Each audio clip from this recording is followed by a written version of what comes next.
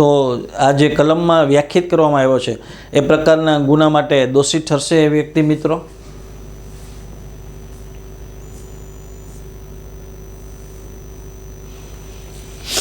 ત્યારબાદ છે કલમ 58, મોત અથવા આજીવન કેદની સજાને પાત્ર જે ગુનો કર્યો હોય તેને છુપાવવાની યોજનાની બાબત.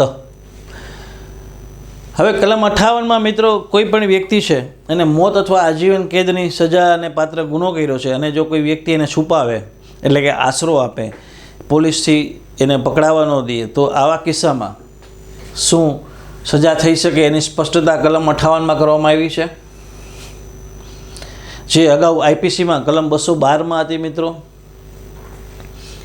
કોઈપણ ગુનામાં મૃત્યુ અથવા આજીવન કેદની સજાને પાત્ર બનવાનો ઈરાદો હોય છે અથવા જાણે છે કે તેના દ્વારા મૃત્યુ અથવા આજીવન કેદની સજાને પાત્ર ગુનાને સરળ બનાવશે છતાં સ્વેચ્છાએ કોઈ પણ કૃત્ય કરે છે અથવા ચૂક કરે છે અથવા કોઈ પણ અન્ય માહિતીને એન્ક્રિપ્ટ કરે છે કે અથવા છુપાવે છે, ઉપયોગ દ્વારા કોઈ પણ છુપાવવાના ઉપકરણ આવા ગુના માટે આયોજનનું અસ્તિત્વ અથવા એવી કોઈ પણ રજૂઆત કરે છે તે આવી યોજનાના સંદર્ભમાં ખોટા હોવાનું જાણે છે.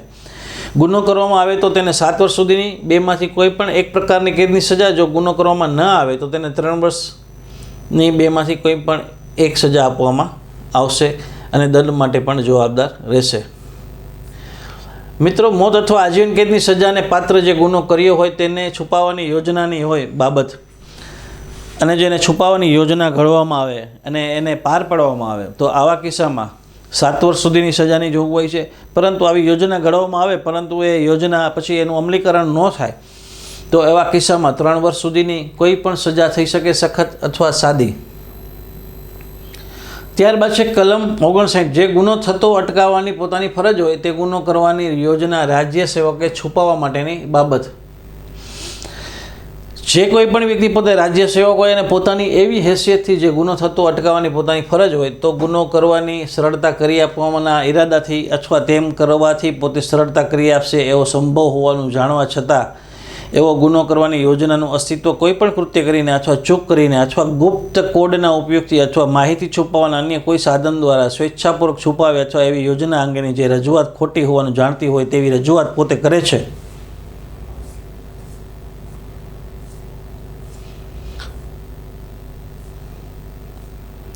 મિત્રો, આ જે કલમ છે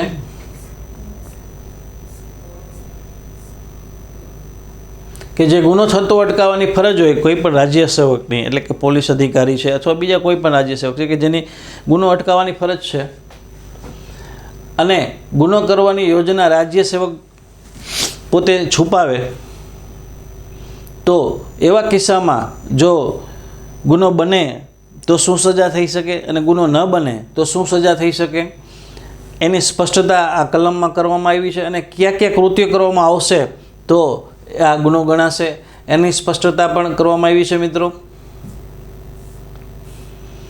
જો ગુનો કરવામાં આવ્યો હોય તો ગુના માટેની પૂરી પાડવામાં આવેલી કોઈ પણ વર્ણનની કેદની સજા એવી મુદત માટે કે જે આવા કેદની સૌથી લાંબી મુદતની અડધા ભાગ સુધીની વિસ્તરી શકે અથવા તે ગુના માટે જોગવાઈ કરવામાં આવેલ દંડ સાથે અથવા બંને સજા કરવામાં આવશે. આવા કિસ્સામાં જો ગુનો બને તો એ રાજ્ય સેવક છે એટલે આપણે અગાઉ જોયું તેમ એને એ ગુનાની જે વધુમાં વધુ સજા હોય એની 50% સુધીની સજા છે એ થઈ શકે છે અડધા સમયગાળાની.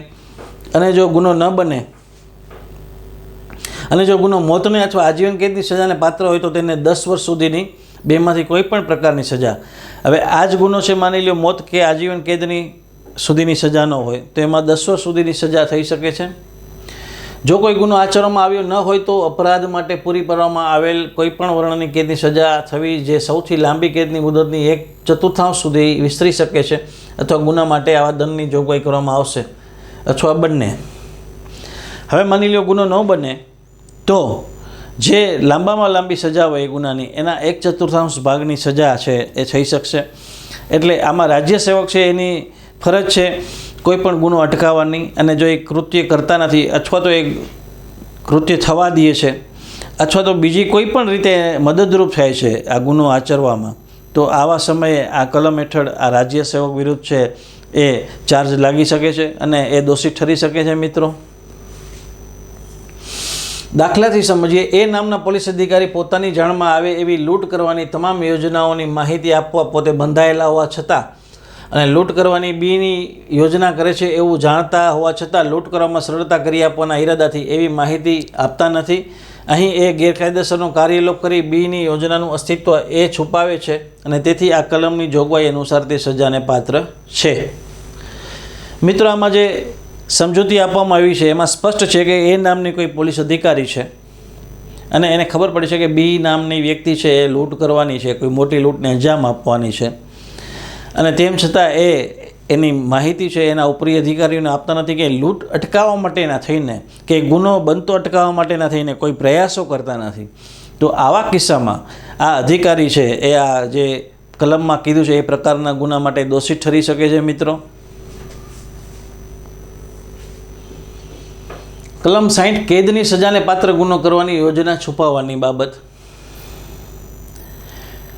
જે કોઈ વ્યક્તિ કેદની સજાને પાત્ર ગુનાને આચરણને સરળ બનાવવાના ઈરાદાથી અથવા તે જાણતા હોય કે તે કેદની સજાને પાત્ર ગુનાના આયોગને સરળ બનાવશે, સ્વેચ્છાએ કોઈ કૃત્ય અથવા ગેરકાનૂની અવગણના દ્વારા આવો ગુનો કરવા માટેની રચના અસ્તિત્વને છુપાવે અથવા એવી કોઈ રજૂઆત કરે છે કે જે તે આવા યોજના સંદર્ભમાં ખોટું હોવાનું જાણતા હોય છે. જો ગુનો આચરવામાં આવ્યો હોય તો તે ગુના માટે પૂરા પાડવામાં આવેલ વર્ણનની કેદની સજા 1/4 સુધીની મુદત માટે અને ગુનો આચરવામાં આવ્યો હોય તો આવી કેદની સૌથી લાંબી સજા 8મા ભાગ સુધીની અથવા ગુના માટે જોગવાઈ કરવામાં આવેલ દંડની સાથે. મિત્રો, આમાં અગાઉ જે આપણે જોયું મોતની સજા અથવા તો આજીવન કેદની સજાને પાત્ર જો ગુનો હોય અને રાજ્ય સેવક આ પ્રકારના કોઈ કૃત્ય કરે તો એમાં જે સજાની જોગવાઈ, પરંતુ માની લ્યો એનાથી નીચલી કક્ષાનો કોઈ ગુનો હોય કે એમાં જે કેદની સજા છે, તો જો આવો ગુનો આચરવામાં આવે તો એ ગુનાની જે સજા છે એના 1/4 ભાગની સજા થઈ શકે છે અને જો ગુનો આચરવામાં ન આવે તો 8મા ભાગની સજા થઈ શકે છે. એવી સ્પષ્ટતા આમાં કરવામાં આવી છે. ત્યારબાદ છે મિત્રો કલમ 61 ગુનાહિત કાવતરું, જે આપણે આઈપીસીમાં જોઈ ગયા છીએ. કલમ 120B કોન્સ્પિરસી, જે અહીંયા આપણા નવા કાયદા છે ભારતીય ન્યાય સંહિતામાં કલમ 61માં એની વ્યાખ્યા અને એની સ્પષ્ટતા આપવામાં આવી છે. ગુનાહિત કાવતરું ક્યારે ગણાશે મિત્રો, એની સમજૂતી આ કલમમાં આપવામાં આવી છે. 2 કે તેથી વધુ વ્યક્તિઓ સમાન હેતુથી, એટલે જ્યારે કોઈ પણ એક સમાન ઈરાદો કે સમાન કૃત્ય કે સમાન ગુનો આચરવાના ઈરાદાથી 2 કે તેથી વધુ વ્યક્તિઓ ભેગી થાય તો ગુનાહિત કાવતરાની વ્યાખ્યામાં એ પડશે. મિત્રો, કોઈ ગેરકાયદેસર કૃત્ય અથવા ગેરકાયદેસર ન હોય તેવું કૃત્ય ગેરકાયદેસરના સાધનો દ્વારા કરવામાં કે કરાવવામાં સહમત થાય તેવી કબૂલાતને ગુનાહિત કાવતરું કહેવામાં આવે છે. પરંતુ ગુનો કરવાની કબૂલાત સિવાયની કોઈ કબૂલાત ગુનાહિત કાવતરું ગણાશે નહીં. સિવાય કે એવી કબૂલાત એક અથવા વધુ પક્ષ કરાવે તે કબૂલાત ઉપરાંત તે અનુસાર કંઈ કૃત્ય કર્યું હોય. કોઈ પણ ગેરકાયદેસરનું કૃત્ય કરવા માટે 2 કે તેથી વધુ વ્યક્તિઓ સહમત થાય, પરંતુ અથવા તો કોઈ કાર્ય કરવા માટે કબૂલાત એકબીજાને આપે, પરંતુ એ કબૂલાત છે ગુનો કરવા માટેની હોવી જોઈએ. એના સિવાયની કોઈ પણ કબૂલાત હશે તો એ ગુનાહિત કાવતરામાં આવશે નહીં. મિત્રો, પછી સમજૂતી, તે ગેરકાયદેસરનું કૃત્ય એવી કબૂલાતનો અંતિમ ઉદ્દેશ હોય કે તે માત્ર આનુષંગિક હોય એ મહત્વનું નથી.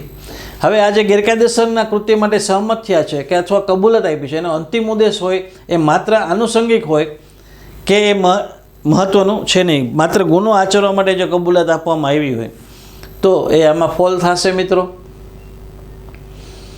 બીજું, જે કોઈ મૃત્યુ, આજીવન કેદ અથવા 2 કે તેથી વધુ સમયની સખત કેદની સજાને પાત્ર ગુનો કરવા માટે જ્યાં આવા ષડયંત્રની સજા માટે આ સંહિતામાં કોઈ સ્પષ્ટ જોગવાઈ કરવામાં આવી ન હોય ત્યારે તે સજા કરવામાં આવશે, જેમ કે તેણે આવા ગુનાને પ્રોત્સાહન આપ્યું હોય.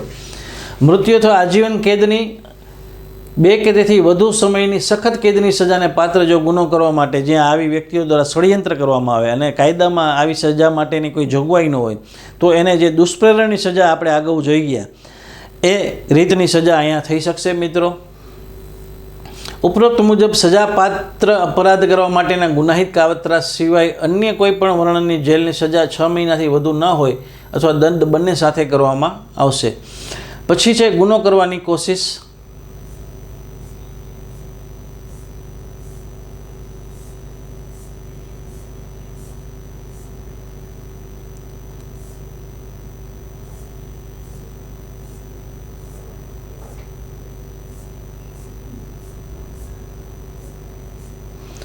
મિત્રો અહીંયા આ આખું ચેપ્ટર છે આપણે પૂરું થાય છે. ગુનો કરવાની કોશિશ છે punishment for attempt to commit offence punishable with imprisonment for life or other imprisonment.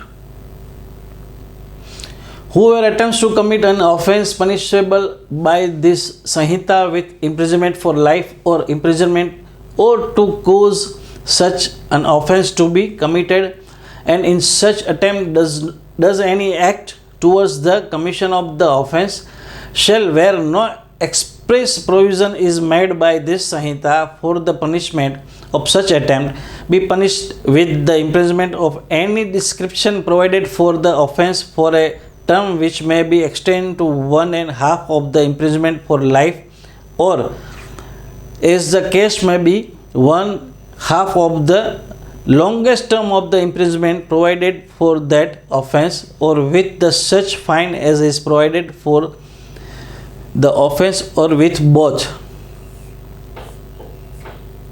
એટલે ગુનો કરવાની કોશિશ માટે જો કોઈ સજાની જોગવાઈ કરવામાં આવી ન હોય તો જો મૃત્યુ કે આજીવન કેદની સજાનો ગુનો બને તો એની અડધી સજા છે એ થશે અને જો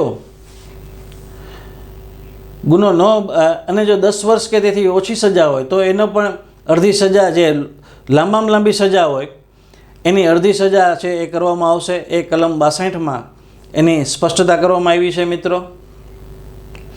મિત્રો હવે